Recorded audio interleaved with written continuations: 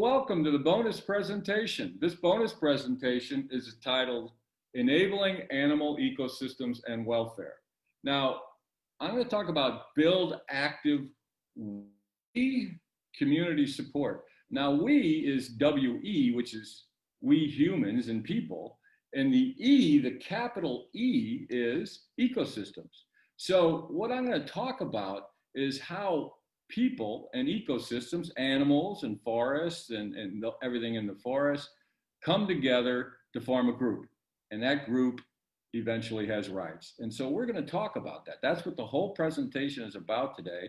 It begs the question, what is a life without joyful experiences? And I ask that question because, as people, we take that for granted, that life can be joyful. Actually, the U.S.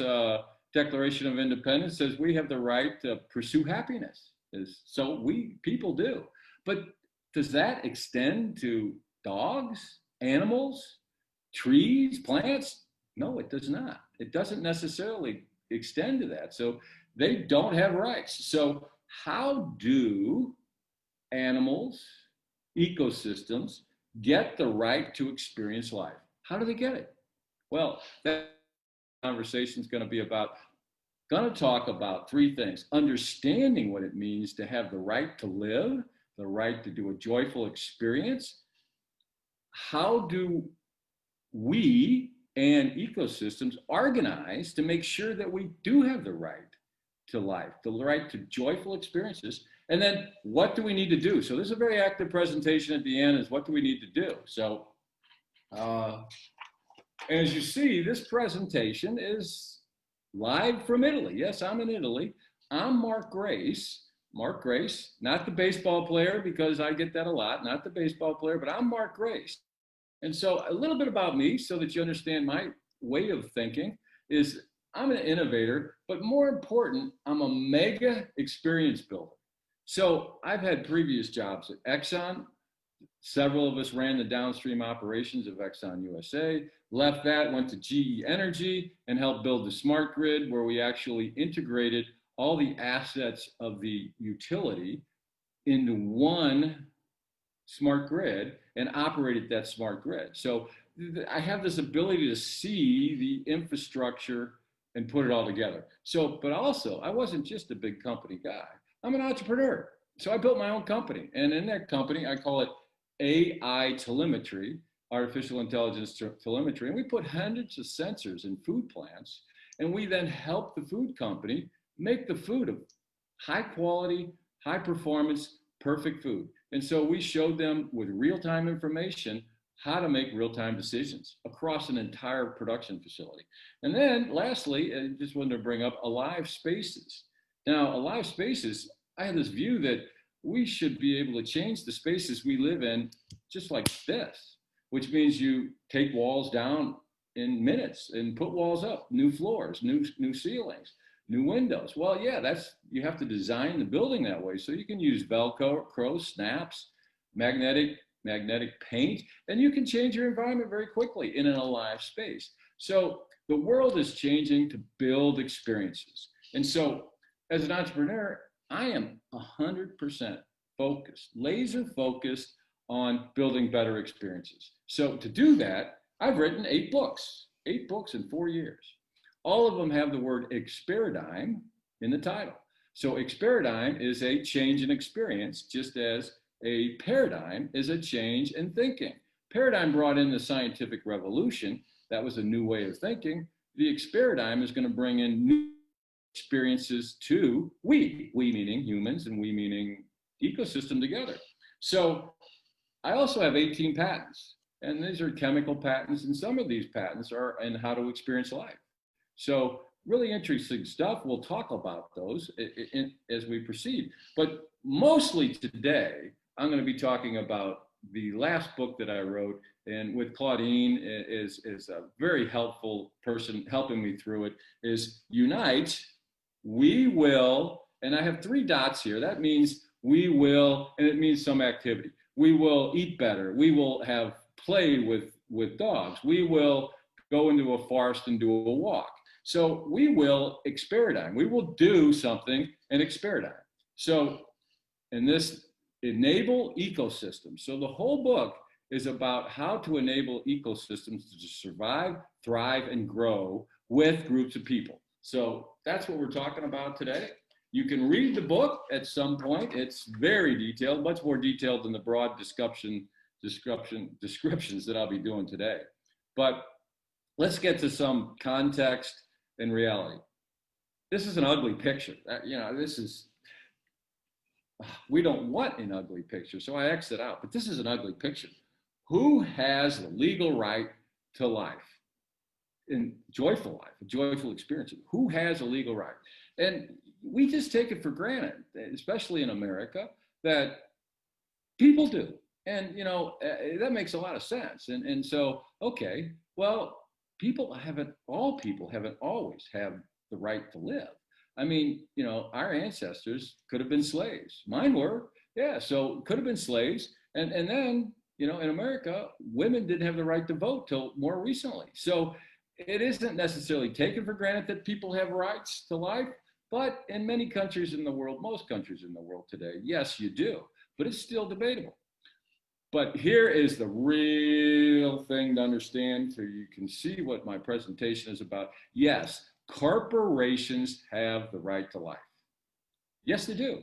Okay, the Bill of Rights in the US Constitution is what gives the 10 Bill of Rights people the right to free speech, to bear arms, the right to assemble, the right to do commerce. So the 10 Bill of Rights are what give us the rights in America to live a joyful life.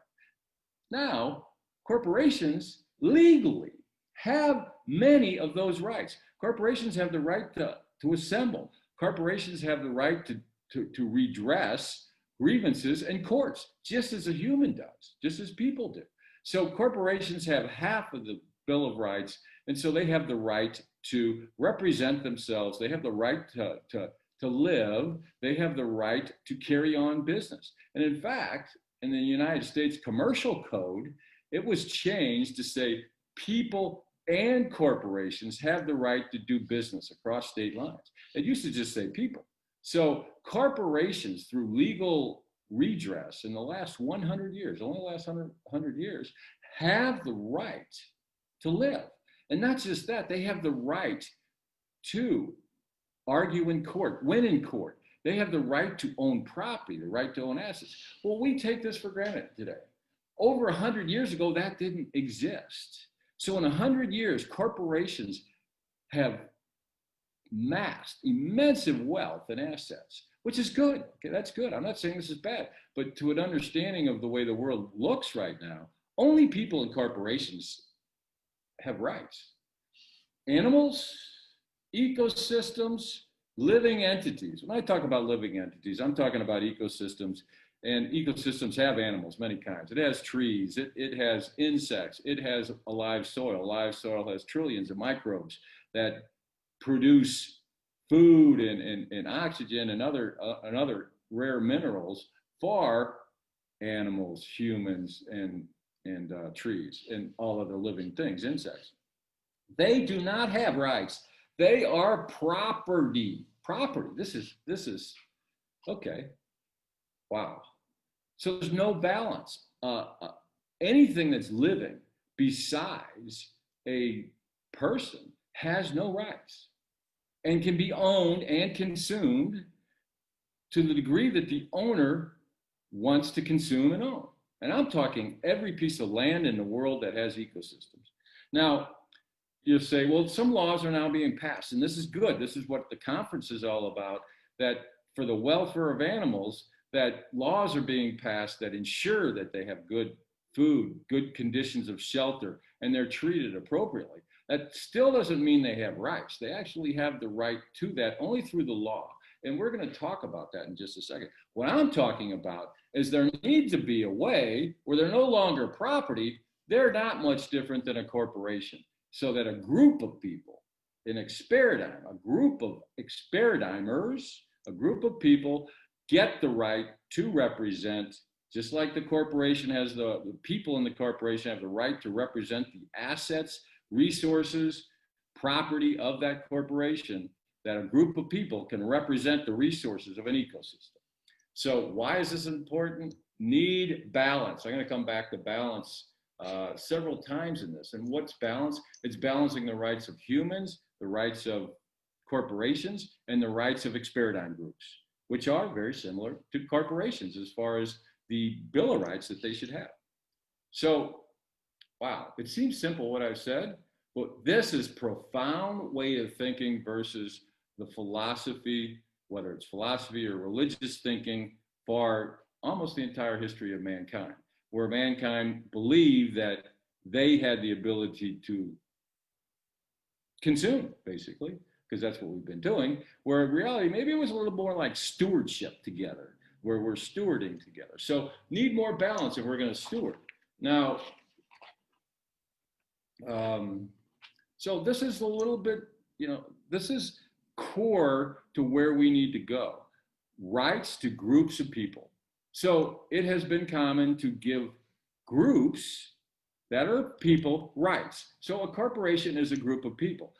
A corporation only has rights because of the group of people, whether it's the owners or whether it's the executives or whether it's the employees. So corporation represents people and assets, okay? And I would imagine that as far as the dollar value of corporations, the assets far exceed the pay that people get in corporations. So at least it's risen to that today. Now, Experidigm groups represent people and ecosystems. So it's not a big stretch. So Experidigm groups represent living entities, animals, forests, insects. Why would this have to happen? Because this ecosystem needs to survive. And we're going to talk about why the ecosystem needs to survive. So animals need to survive, not as just domesticated animals, but as growing, thriving, living with we humans, we people, and the ecosystem. So once again, I described earlier, we plus E equals we group. We does business. Yes, just like a corporation, we is incorporated and does business. And it can make money. It can make money to support itself and to support the infrastructure and the requirements and resources needed to make a great ecosystem, including clean air, clean water, and a live soil, which those three things are in really short supply. So we better fix those as part of the Experidigm, because without them, humans don't exist, and neither do ecosystems and animals and the living entities in ecosystems. So also, we manages all E entities that they've defined in that local community. So it could be a local community that says, this forest and this farmland over here, we want to make sure that the two of them survive and thrive. And so we will manage them in cooperation together, people, corporations, and Experidigm groups. So we has the rights, just like people, and we have in-court standing. Well, that's going to make a lot of people think, because right now, since animals don't have in-court standing, we have to go to court and represent environmental laws and animal laws one at a time. So this could take thousands of years if we don't have we Experidigm group standing in court. So this is in court so that the we Experidigm group can go to court and work out the issues with people and corporations. Today, it's only people and corporations working out the issues in court. And the balance today is there is no such thing as living entities necessarily that thrive in a natural setting. So it's simple what I'm talking about. It's just a simple extension of the way we live today. So this is really the question. You're saying, why, Mark? We've lived for thousands of years and we've controlled and domesticated and dominated all living species. And it's done really well for mankind. And I would say that's probably true. It hasn't done very well, though, for ecosystems, and many of those aren't alive anymore. Why? Let's look at the modern world. This is staggering. 7.8 billion people, 7.8 billion people, they own property, and they can consume that property in any way they want. So we've learned to consume. So we don't necessarily live in an ecosystem and share that ecosystem and have a common goal to grow that ecosystem together and grow clean air, water, and living soil and grow the forest and make sure that it's perfect. Not necessarily. We could, that would be great stewardship, but that's not a legal requirement on property. Okay, it is starting to be a legal requirement for animals welfare that you treat the animal with certain types of what you expect to live: food, water, shelter, good shelter. You can't just tie a dog in the backyard and leave them there in the sun all day long. That is against the law in most states.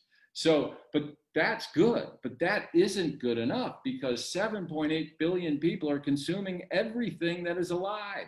They don't consume stones, rocks, they consume living materials, plain and simple. And there aren't really many rules to prevent a property owner from consuming fully. So what happens? This is sad, and I'm not going to go through the details of it. I mean, you can go to any library. You can.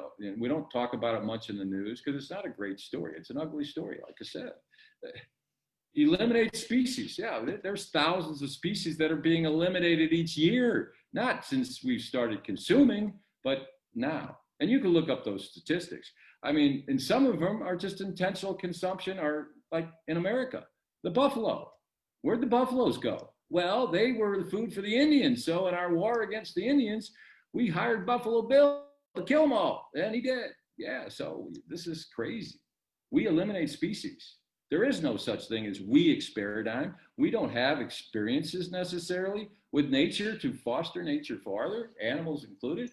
Habitat destruction.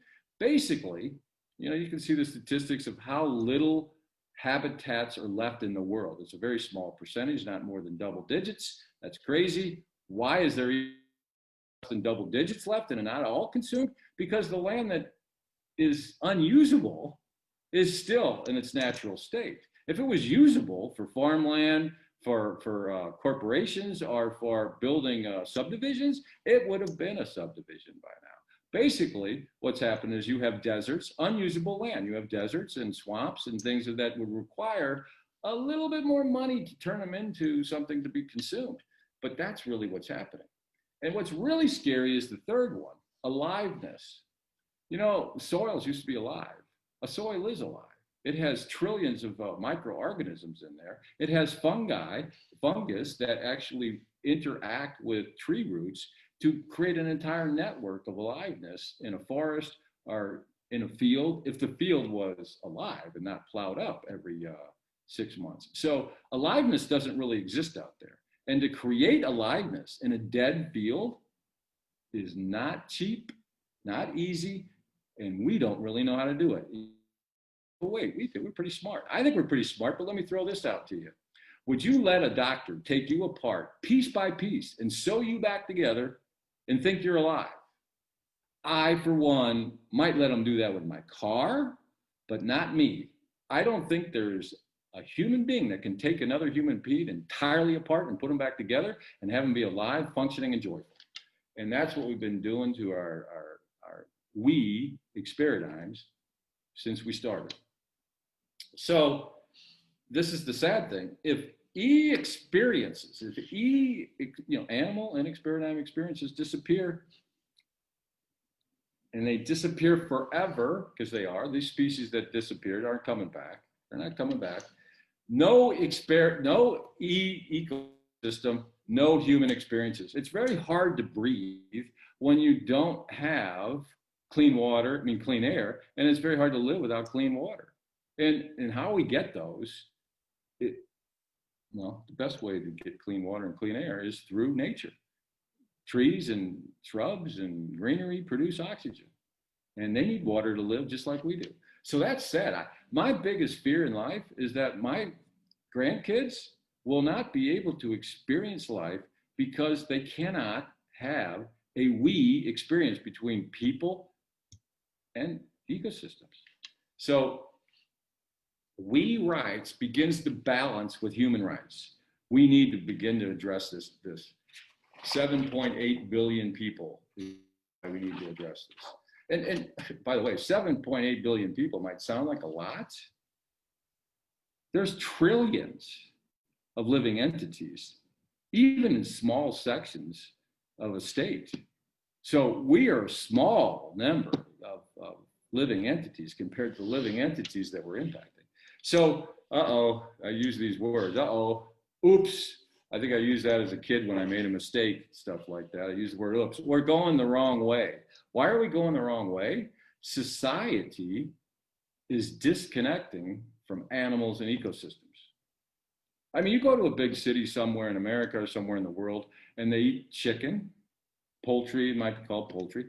And, you could see this on shows on TV. They ask kids and teenagers, what's a chicken look like? And I can tell you, most people have never seen a chicken and don't know that what a chicken looks like. And they just view it as a package in a store to buy. Well, okay, that's because they live in a big city. They've never seen a chicken and things. Well, they should still have Experidigms. They should experience people with animals and not just domesticated animals. But we're going to get to an example later of a domesticated dog and how do you treat a dog and why do you have good experiences with the dog? So the reality is we're disconnected. Most people don't even walk in woods anymore. Most people don't even canoe down a stream. So how do they even know what nature is? Well, that's what an Experidigm begins to change, because Experidigms are about teaching local communities about the Experidigms in their community. So go on a float trip, go on a farm, see what animals really look like. So what we've planted activities, Experidigm activities with, is watching. We're very good at watching TV. We're very good at watching our phones. We're very good at watching videos. And very little of them actually talk about how nature works and how we can interact with nature. So we've turned into a society of watching, disconnecting from our way of living. So also, this is really the tough question that we have to get into, is that society is a work, watch, sleep cycle right now. We work, we get off work, and we watch. We might eat dinner or something like that. We might even be watching TV. We might be watching our smartphones. We might be watching a movie at the theaters. We might be watching actors in a play. We're watching, not doing that much. We're watching. And then we go to sleep. And then we repeat this all over. Work, watch, sleep. Work, watch, sleep. Work, watch, sleep. Why? Because we're option one. You have two options in life: fit in and consume. So consuming is we're working to build the materials to consume. And then once we consume them, we start watching and we learn how to watch. We learn how to consume by what we watch. Why? Because what we're watching is advertising, commercials. Let's drink soda because it makes us happy. Let's do other things that we consume in our watching. So we learn how to watch, and we learn from that watching how to consume more things. You could have option two, which is to create and enforce Experidigms. So yes, we can create your own Experidigm. You can wake up tomorrow and walk through a woods and begin to understand how it works. You can wake up tomorrow and walk your dog through a woods, and the dog will probably have a more innate intelligence of the creatures around it, okay? Because when it runs out in the backyard, it's smelling everything. And it does smell grass, it does smell insects. So option two plus option one are a way forward too. But in option one, I would sort of cross off fit in and consume and put in the word stewardship in option one. So I'm going to talk about option two for a little while. So this is saying local doing. Now, you can build local Experidigms. And I'm going to use this acronym in the future, an AEZ, Applied Experidigm Zones. An Applied Experidigm Zone is a safe place for Experidigms to be created. So it could be outside, or it could be in a big building. So what's an Experidigm? It's creating your own activities associated with what you're pointing to. So an Experidigm might be a walk through the woods, and you create that. And you can create that with other people and go do that. An Experidigm might be to grow your own garden and learn how to grow your own garden with other people, and then learn how to eat the foods from your own garden. So local Experidigm zones are places for people to get together and work on all these Experidigms. Because one thing about Experidigms, there are some broad ones, but they are local, because let's just take a local garden. You want to grow your own food? Well, and feed it to your dog? Well, you can grow things in warm climates that you can't grow in cold climates. So it is totally dependent upon your local environment on what you Experidigm you produce. But you build your own local Experidigm. It's very easy to do that. And then you can even take that local Experidigm and turn it into what we were saying earlier, an Experidigm group that actually has rights, like a corporation. It doesn't cost much money. So, and from that group, then that group can do local education in the community, local education on how to grow a garden in your own backyard. Maybe the garden's just salad. I personally have a salad garden, and it's really interesting. I cut the salad, eat it. 3 days later, it grows back. I cut it again. So I have all summer just a little patch of 3 foot by 3 foot for that specific type of, for salad. And I keep cutting it and it lasts all year. And then I put tomatoes in it and things like that. You don't need much property to do that. Do local we activities. This is about doing. This is not about watching YouTube and learning how to build your salad garden. You have to participate if you want to build an Experidigm. It's doing. So what do? We go out and build a local community garden, and then we go over to everybody's house and help them build their local garden so that they can do their own salad. So that's salads. Dogs, well, you got places that dogs can run. That's a good thing. But then, hey, maybe we build other activities, and we're going to see that in just a second, what activities you can do. Well, here we go. Design Experidigm action. So this is what I do for Experidigms. Been doing this for about 20 years. So how do you design an Experidigm? And so this Experidigm is the joyful dog. So this is the circle that says, I want a joyful dog. And so what activities would I need to do to get a joyful dog? And so I just write these circles, and then I write down these activities, and I get with my group of people that want a joyful dog. And then we talk about these activities and we learn about these activities. And someone is assigned to learn one of the activities, and I learn this one, and then we share about it.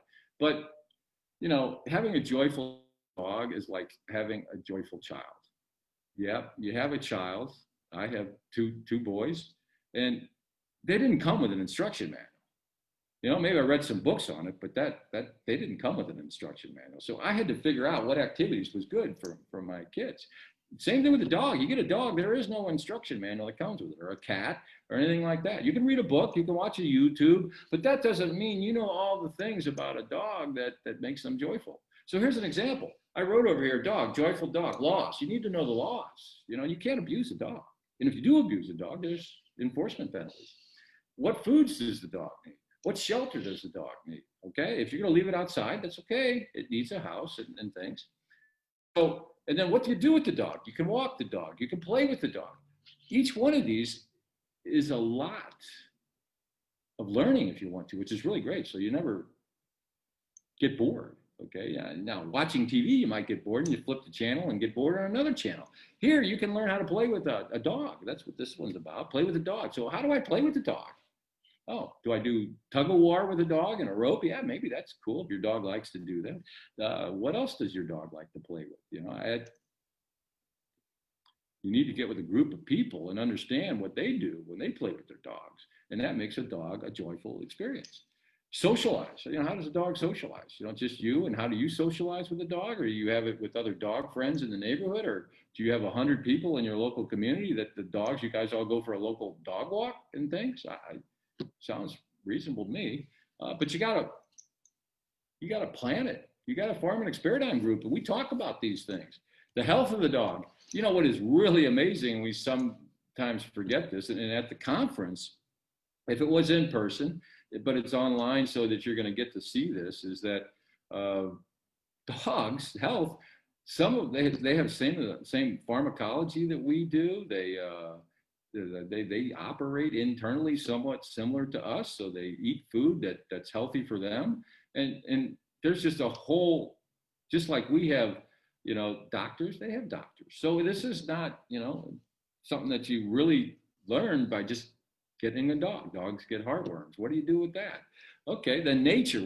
How does a dog get back to nature? And then how do you enforce with yourself that you start doing these things with your dog and not fall into the trap of watching, where your life becomes one of working and watching and sleeping, and then your animal is tied to a rope or locked in a room or something like that. So you can design Experidigm actions and do this with other people. So that's a simple kind of Experidigm group. Now we're going to get to the serious question I started this with, is that how can we, W-E, capital E, get rights? And that's with Experidigm groups. And it's not that hard to do.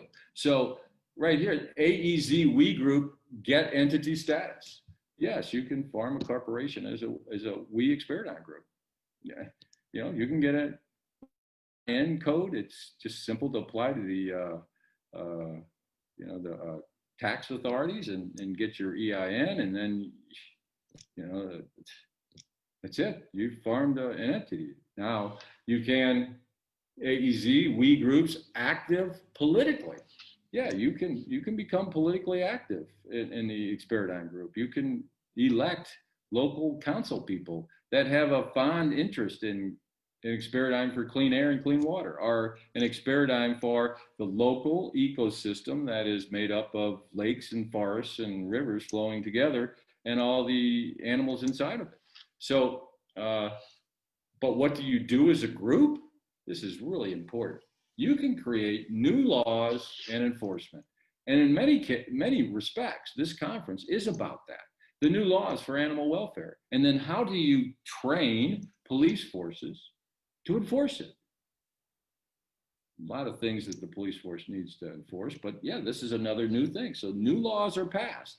Recently there's now a national law just signed, and I guess it was a year and a half ago, on animal welfare. So so it goes from the state to the national. So it is possible to get the new laws only because of local activism, and then begin to train enforcement. So a lot of this conference is for certification for law enforcement, for legal attorneys to gain certification in this area.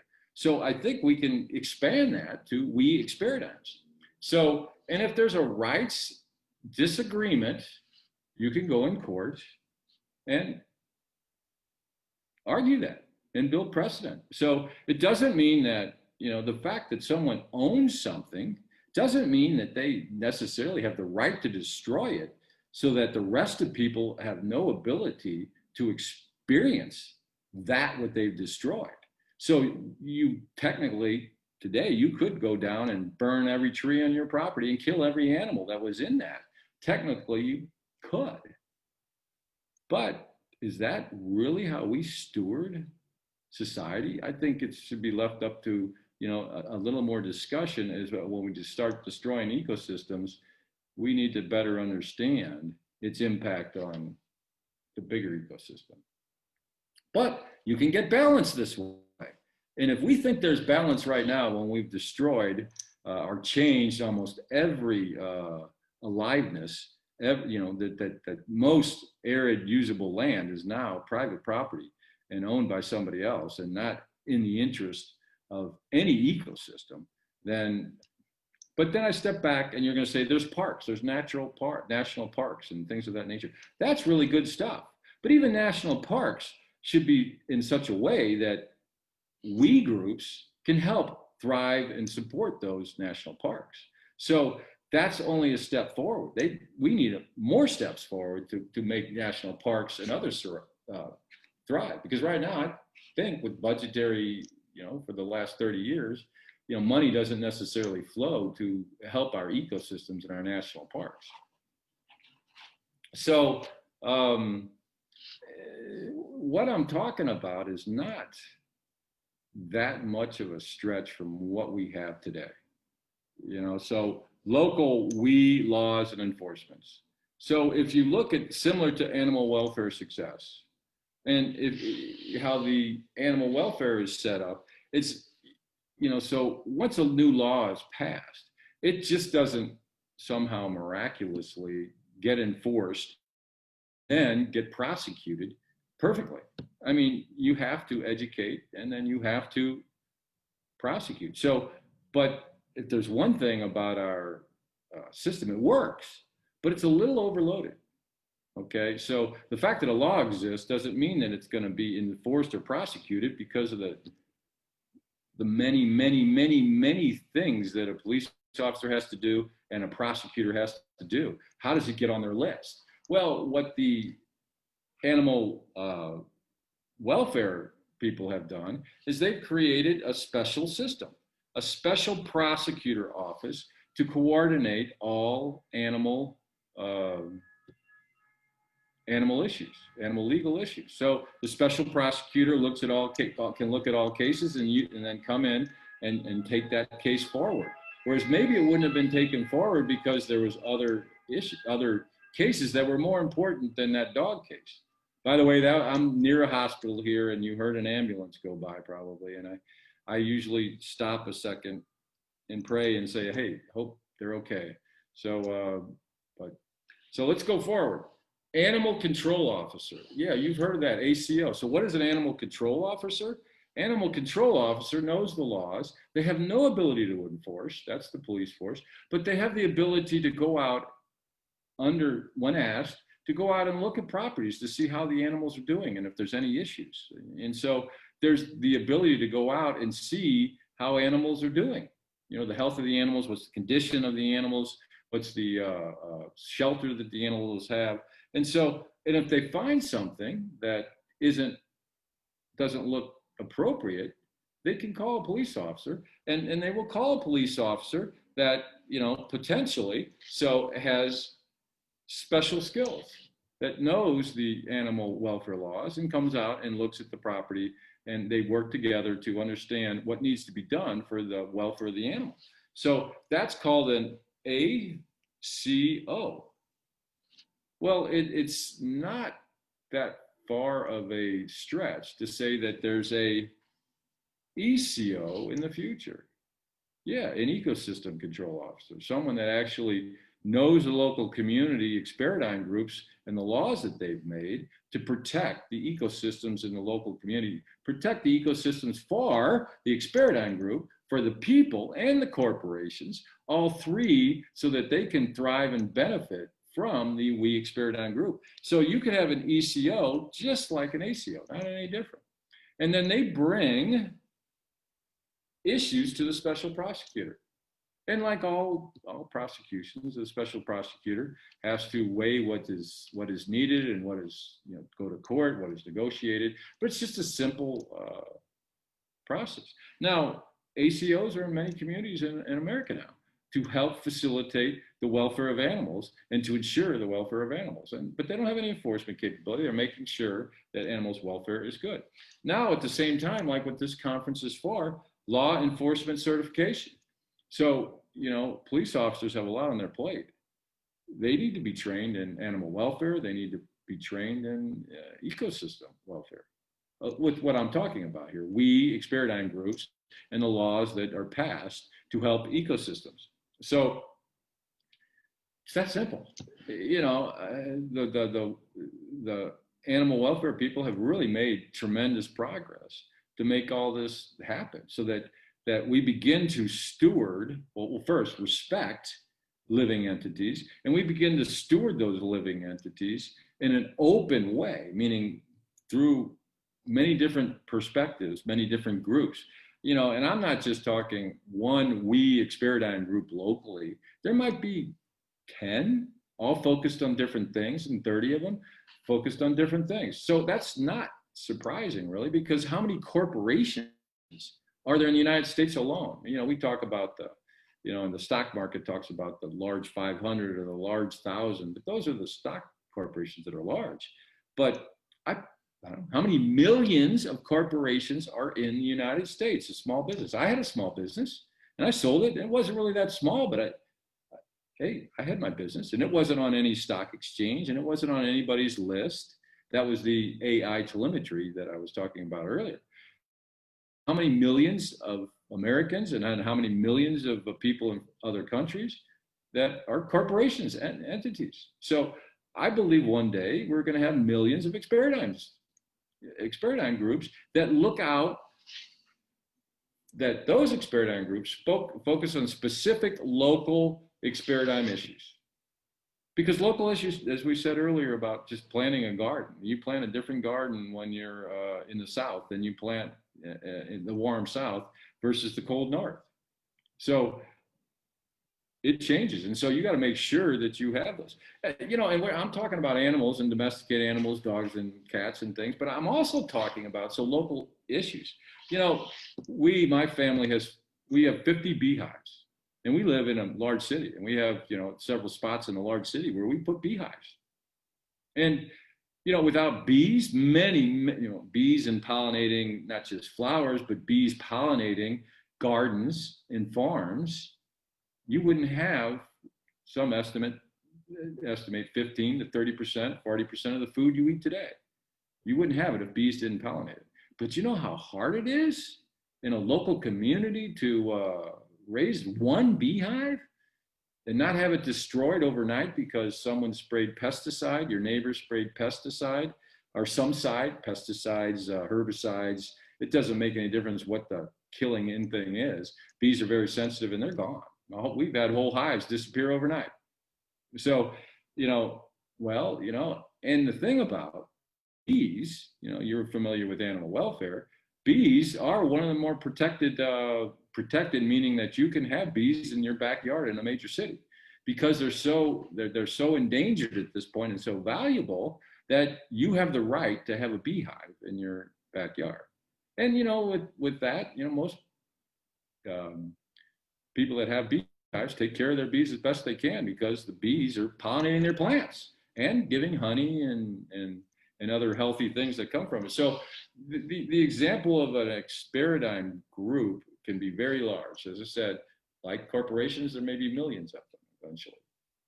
So I have books titled More We Am Experidigmers, Next I Am Experidigmer. It talks in great detail about how to Experidigm. You know, I am an Experidigmer. It talks about how to Experidigm as an individual. We, W-E, not W-E-E, but W-E, we Experidigm, how you form groups to, you know, Experidigm. You know, you can Experidigm about any hobbies you want, but today I'm really talking about ecosystems. So the last book I wrote was We, with the big E at the end for ecosystems. So I was just using the same technique now that I do this all the time. This is the technique that I use for, once again, designing an Experidigm. And so I said, what would be the local activities of a local applied Experidigm zone, a group of people that have a place to go to design Experidigms. And so, you know, in that Experidigm group, there might be, you know, that place, there might be 100 different Experidigms. And so, you know, so this is, you know, just simple things. Form, this is form. Okay, I know probably by now you're saying Mark's pointing to words that we can't even read because, yes, I was voted worst handwriting many times through my life. And I'm not proud of it, but I don't know. I guess I wasn't there in second, third, fourth grade where they taught good penmanship, or I'm just always in a hurry. I don't know, but I apologize for my handwriting. I really tried really hard to make it right, but this is even harder. Not only can it's hard to read my writing, is that, you know, it's kind of vertical. So, but this is Farm and AEZ. This is Get Rights, which means incorporate. Okay. This is Know Your Local E, and you know, know your local E from so many perspectives. That's an exciting opportunity to go out and learn about your local ecosystem, all the animals, domestic as well as domestic, meaning, you know, as I said, maybe domestic dogs in the house. Our domestic meaning cattle and chickens. Go and see what a chicken breeding house looks like, and you know what that actually looks like. And I think you'll be impressed. Local activities, educate the local community on the Experidigms and what they can do in the Experidigm. Serve is really important because most things get done through local city councils. So serve on a city council, serve on some government, some public office that furthers we Experidigm groups in the local community. And through serving, you will understand more about the ability of Experidigms to have a positive impact on the local community. This says product cash. Remember, Experidigm groups are incorporated just like corporations, and they can make money and reinvest that money into the Experidigm so that if you're worried about the ecosystem, you need to raise money with which to support that ecosystem. And so there's nothing wrong with taking that money and supporting the ecosystem. So it doesn't have to be a nonprofit. So I'm comparing this versus a nonprofit. And nonprofits have a lot of government regulations that really would somewhat slow down the process of you supporting and growing a live ecosystem. So then you can elect, this is serve. You don't have to serve, you can elect. You can elect politicians that publicly state their position on certain Experidigms: clean air, clean water, animal welfare. And you vote for those. So you elect those that have better Experidigms. The reality is that in the future, I'm talking, I don't know, 5, 10, 20 years. This is a dreamer statement. I don't think we're going to be electing people based on geography necessarily. I think we'll be electing people on their knowledge of Experidigms. I would certainly like to have a large political party that would help me ensure clean air and clean water in a live soil. But today, that in a two-party system, how does that happen? And how does that get equal focus to what those two parties are doing? See, so I think in the future, you start electing Experidigm groups. Now then connect. These Experidigm groups can connect not just locally, they connect, that's the wonderful world of the internet, that groups that are focused on specific similar types of things can connect around the world. So you can post your Experidigm group online. Just like you post a web page for a company, you can post a web page for an Experidigm group. So, if you really wanted to have fun, what you do is, this is just the starting process for, Experidigm activity. You can just add and add and add more activities as you grow, because that's what an Experidigm is. I use the words next and more. Next happens because you actually add more activities to your Experidigm. More happens because you connect with more people and get more perspectives, just more ways of doing. And then you add that to your activities, and that's how you grow. And that's how the local community gets better with Experidigm. So, yeah, I'm getting pretty close to wrapping up. I would love to have been, that you were there and I could ask questions. You could ask questions immediately with me and everything else. And but we are live here in Italy.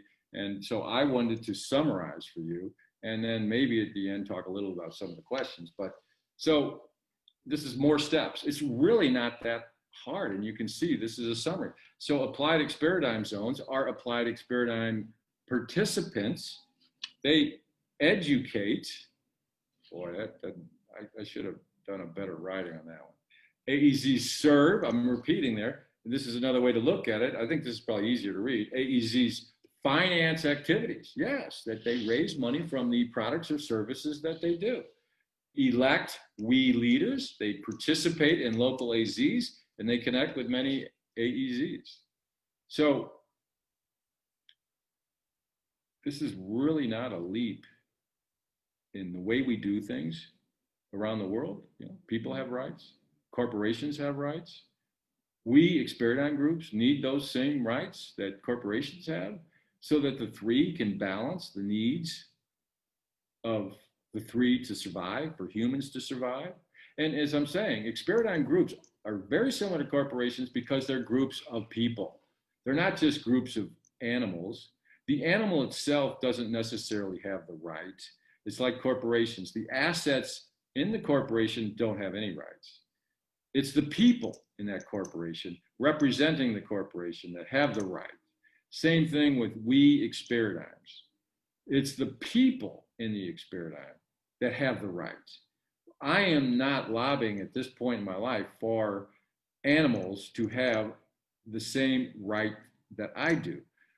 I would have to really philosophically understand how I could get them in a position to articulate themselves. And it gets into the whole philosophy of, should they have rights because they're not sentient like a human? They don't think, they don't communicate. Well, yes, animals communicate. Trees communicate. We can talk about that. I love trees communicating using chemicals, that when an insect attacks a tree, off a chemical that blows in the wind to warn the other trees. But if the wind's blowing the wrong way, it's not warning those trees that are upstream of the wind. So trees communicate underground. They're intertwined with a network of fungi, and the roots are all interconnected, and they can communicate chemicals in the roots that actually then once they communicate that there's danger, they send chemicals up into the tree and defend themselves. Yeah, that sounds crazy.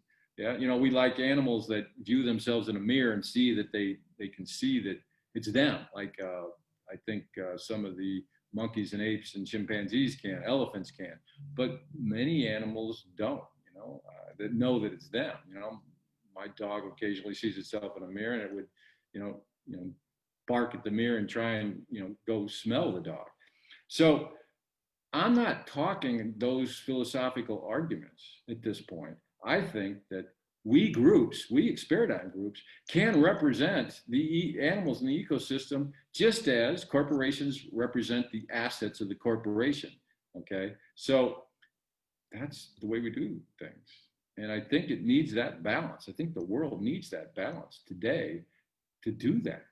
And it's not that difficult because unlike people and corporations that consume and consume and consume, animals, as far as I can see, don't store inventory. Well, they might store a few nuts or something like that, a squirrel, but animals don't necessarily consume until the ecosystem is gone. Ecosystems are in balance. And if they get out of balance, then balance will be restored, but not if we consume the whole thing. So I wouldn't consider we groups consumers. I would consider we Experidigm groups those that are interested in preserving experiences for surviving, for thriving, and for growing a healthy life for people and for animals and for ecosystems. So simple steps on an applied Experidigm zone. And as it says, easy. It's really easy. It's really easy. So I think the last thing I wanted to say was, here's the bottom line. We need to, maybe what I suggest here with Experidigm rights, is it going to happen in a year globally? Who knows? 2 years, 5 years, 10 years? No matter when it happens, we need to balance the rights of all living entities, animals, ecosystems, yeah, trees, shrubs, insects. Without termites, you can't get rid of decaying wood in the forest. Well, you got other insects that eat wood too, beetles. But without those types of insects, you're gonna, trees would pile up in the forest, 10 stories high. Well, if you're talking 1,000 years. So live joyful Experidigms. That's what life's about. It's not about working and then watching and sleeping. Life is about living Experidigms. And I think as people, we need to begin to experience life in the ways that build activities, to build health, to build joy, to build love. And you can do that through activities. And so live joyful Experidigms and join an AEZ so that you can go out there and learn new skills, learn new activities, learn new hobbies, meet new people, get next Experidigm, get more information, more knowledge, more experience, more joy by participating. So I really appreciate the time to talk to you. I, could say more. I have 8 books. You can go and see my 8 books at experidigm.com. Minimum, you can read the summaries on bookbaby.com and amazon.com under Mark Grace Experidigm, and just see the summaries of the books and what I'm talking about. 4 or 5 of the books talk about how to create your own Experidigm with the activity strips that I showed you earlier. And 3 of the books talk about how to deflect turd throwers, ignore takers, and ignore tyrants. So yes, you can Experidigm, but you will be at times attacked or they will try to slow you down. Turd throwers, takers, and tyrants. I call them T's. And it's important that if you're going this route to build Experidigms for yourself, to learn how to deflect those T's, turd throwers, takers, and tyrants, that may try to slow you down because they want to protect their right to consume other living entities, which they have the right to do today. Okay. And most people don't want to give up something that they consume today. So anyway, join an Experidigm. These are the three things: balance, live a joyful life, enjoy it easy. Thank you for the opportunity to talk with you today. I really appreciate it.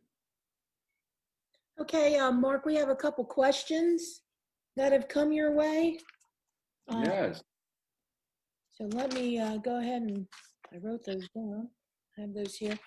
So what is an Experidigm? Well, yeah, that it's such a simple approach. It's an experience, and so in life, you know, I always do this. You know, I'm pointing up to whatever it is, and people use the word vision. Okay, this is, you know, pointing up to your vision and going to that. Well, it could be a vision, but it's an experience. This is not a vision. This is just not a thought. This is pointing up to the experience that you want to have, and then to build that experience, to surround yourself with other people to help you get to that, and use the action strips that I have. So an Experidigm is a change in your experience. Today, you might just walk through a forest. Tomorrow, you might want to walk through that forest with a ecologist or a geologist or some other knowledgeable person that points out other things. And so your Experidigm goes from here to there. You keep growing your Experidigm. So that Experidigm of just walking in the woods can be as simple just going down the path and jogging for your own health. That would be this one, all the way to knowing the foliage, knowing the animals, and knowing the insects in that. And that they're still both a walking Experidigm. Now, when I do this on the cover of a book, I actually have picture a puzzle, and you know, puzzle with the pieces and you know that come together. I would call this black and white down here, that we're living in this black and white world of very few experiences. It's sad. I go outdoors a lot, and I notice I won't go there. A lot of people have very few experiences in life. Just work, watch, sleep. Here, this is the color world. This is the color world of where you're taking this far. Yes, you have the opportunity as an individual, I am. You have the opportunity as a group, we am, to build your own experiences in life. And I call that an Experidigm. And I add the third group, which is we, W-E, capital E, we with people and ecosystems. So it's just that simple. And I compared it to a paradigm. A paradigm was a change in thinking, and a paradigm was just, you know, a change in science, that, you know, the world is flat and the world is round. And when you go from the world is flat to the world is round, you might sail around the world, which if you were flat, you sail off the world. So, you know, black and white, let's go to the color world and just keep going to the next one. So I actually have pictures in my books that actually show, here's a puzzle, and there's these steps of puzzles. This is social, so you have, you know, your social Experidigms, you have hobby Experidigms, so you have all these, and there's steps as you keep going up. You go, and I don't care how many Experidigms you have across your experience. So I hope that's helpful. So Well, that's I'm going to personally ask. So an Experidigm is, say, I'm going out in nature, and the way to excel that is to really stop and soak up the nature, look at the trees, notice the bark, notice there's an ant over here, notice the hummingbird flying over here, really being present in where you are, correct? Absolutely, and it's kind of funny. I don't know if you've read my book, but it's kind of funny because when my kids were, you know, like 3 and 4 year olds and boys, and I would take them on a nature, and we would turn over a rock, and then, you know, and stand back and look at all the, well, I would almost call them alien creatures that were under the rock. It was just like an eye-opening experience. Or, you know, roll a rotten log over and see all the insects and life there, or just sit there peacefully watching all the life around you. Yes, it's a whole different experience if you go with the ability to you know, it's more than being present. You know, this is the amness. I am, we am, we am. amness is the infinite ability to live out there. That there's an infinite amount of aliveness out there, and you can participate in that. It's difficult to participate in that if you're just watching TV, watching your iPad or your phone or something like that. So it's like, so it is presence, but it's beyond that because it's infinite presence all around you. Even when you're in a man-made environment, there's infinite presence there. Every person thinks differently, and if you can, tap into that and build your, well, tap into it this way with Experidigms and tap into it. So it's well beyond presence. It's presence plus community, meaning you're part. But you have to deflect people that don't believe this, that they're part of a bigger group, okay? That's the territories, takers, and tyrants. So you have to be very careful. You just need to deflect them. They're not, if someone says, you are, see how the finger gets pointed to you are, yeah, and then they follow that with you are fat, you are ugly. That's immediately, that's the time to as you're walking away, say, I am a dancer, I am a forester, I am this. Never say no.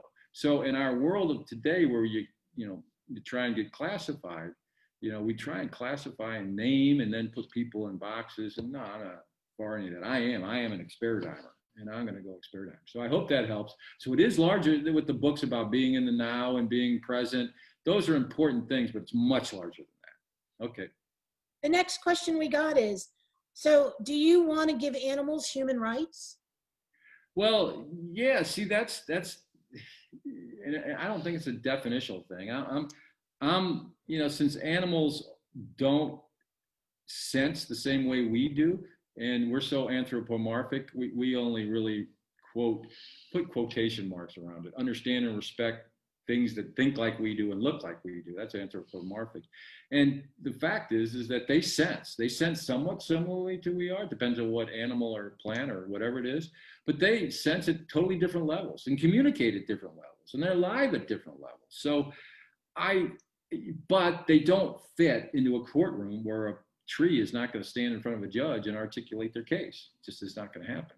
So that's not the way the world works. So we've created the court system, and so we have to deal with the processes and the protocols and the administration that we've created that built a wall between us and them. And so we have to figure out a way to bring them in so that they can have rights with us. We shouldn't expect them to articulate their rights because we're the ones that built the wall, the processes, and the approaches. So we have to steward them and help them within these processes and process that we have. And as human history has progressed, our processes, protocols, and administrations and bureaucracies have gotten larger and larger. And I would maybe think that many people don't know these bureaucracies and need help too. That's why they get a lawyer. So many corporations don't know these, and that's why they get lawyers. So I think that ecosystems and animals need better representation with legal entities and have in-court standing through those legal entities, just as corporations do. So I think that's a reasonable expectation. No, that's a great answer. We have another question. Is an animal control officer an ACO and ECO? Yeah, they're similar. That's what I was trying to say with the animal welfare groups, how astute they have been in that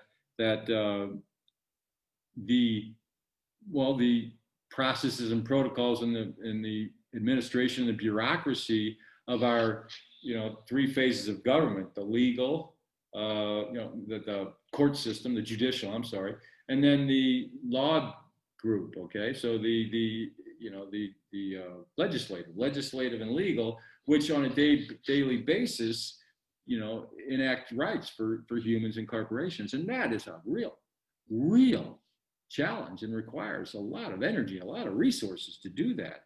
And so to help focus those resources on animal welfare issues, they created ACOs. It's brilliant.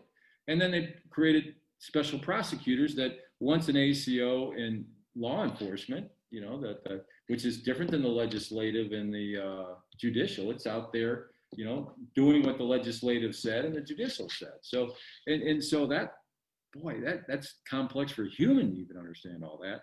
But to make it simpler, focus gets things done. So an ACO focuses on animal welfare, and an ECO focuses on ecosystem welfare. So yeah, similar, just the same process. So what in a local community, it might be adding one more person. That's it. That's what in most animal welfare it is.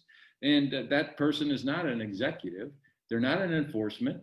They're someone who loves animals. And I would hope that an ECO is someone who loves ecosystems and represents the beliefs of the we Experidigm group that is passing laws with the legislative and the and making sure that going to the courts to enforce those laws. So yeah, they're in many ways identical. So Okay, that's really interesting. How much do Experidigms cost? wow, hey, walking through a woods, might only cost you the $5 to pay the national park, or if the woods is in your community, it's probably free. So yeah, that's there was a time when most Experidigms were free. Okay, but today, are getting in today's world where water's polluted, and you want fresh water to feed your dog, or you want fresh water to feed the ecosystem, you might have to clean up the water, and so it's going to have to cost money.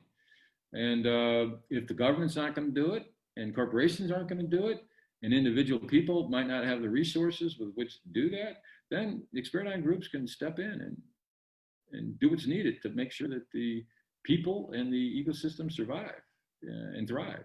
And I think we probably need to do that fairly quickly before there are very few ecosystems left to, well, natural ecosystems. I mean, we have some domesticated animals and ecosystems, and they're, in many cases, really well managed. If they're funded, if they're underfunded, then they might not be well managed and be falling apart and disrepair and dangerous, surviving if you don't have clean air, water, and a live soil, and a respect, most importantly, and a respect for people and animals. I through this conference, I see the relationship between child abuse, in whatever form, and how that child child eventually becomes an animal abuser, and a direct relationship, or not just an animal abuser, but an abuser of human beings, murderer, mass murderer, and also, take a guess, they're abusing ecosystems too. It doesn't just stop with animals and people. It goes to the whole ecosystem. We're trained to, our life's experiences, bad life experiences, not the Experidigms I'm talking about, can lead to that wrong path. And that's why we need Experidigm groups to create a good path. So it's cheap, or it's very expensive if you're going to repair the damage that consumption has caused. So Interesting. Okay, now this was kind of fun. Somebody asked, "Are you a dreamer?" Well, I'm lucky to be blessed with, the groups of people that I've had fun with or worked with or whatever. Just, amazing people that are articulate, and we work through opportunities and differences and difficulties. And so I've had a lot of great opportunities in life, and almost all of what I've ever dreamed has come true, whether it's launching a new product or, getting A on a test or because you communicate. That I didn't say this earlier because I wasn't talking and teaching about how to do an Experidigm. And the reality is that if you show people what your Experidigm is, the Bible says, ask and you shall receive. If you show people what your Experidigm is, they'll want to participate. They'll want to share with you things that might improve your Experidigm or direct you in ways that your Experidigm will improve. And that's just the way the world is. It operates that way. But the world is also full of T's, turd throwers, takers, and tyrants, who may take your dream, your Experidigm, twist it and tell you can't, you won't, you will not. So that's why in some of my books I said you are is a bad thing, and how to handle a you are person, how to handle a tyrant, which is a you will person, They don't just name you. They actually, decide what you're going to do. But you don't have to accept that. You don't have to accept you are people. You don't have to accept you will people. You can create your Experidigm and surround yourself with people that are interested in it. I'm going to redraw this arrow. See, this is interesting. This is one thing, and it's crazy, but if I stood up, I wouldn't be on the camera anymore. But if I stood up and pointed up, and I would look, and everybody else would look at what I'm pointing at. So it is important to point to that Experidigm, because if you don't point, what you're doing is you're groveling in the dirt and dealing with the dirt. Oh, this is waves. I should draw ground, a little down here, look ground. You're groveling in the dirt. You're working on dirt problems, and you're probably, deflecting T's the best you can and stuff like that. But if you're living down here, yeah, you're in this work, watch, sleep cycle. Sorry for you, but the way to get out of it is to point to your Experidigm, and you can go to it. So yes, there will be Experidigm groups that represent animals and ecosystems in the future to make animals and ecosystems thrive like they have not thrived for probably 1,000 years. So that will happen. Now, will it be called Experidigm? Will I be alive then? And boy, I sure wish I would be, but you never know. So just to point to it and make it happen, it will happen. So it's basically, in my mind, already happened. So, but that's the way most things in my life have been. So. Well, Mark, we're at the end of our time, but we want to say thank you from the Animal Protection and Wellness Expo for your time and your knowledge. Everybody go check out his books. We're going to have links posted on the website and under his speaker bio. So thank you again from Italy for joining us and sharing your knowledge on helping animals. Ciao. Arrivederci.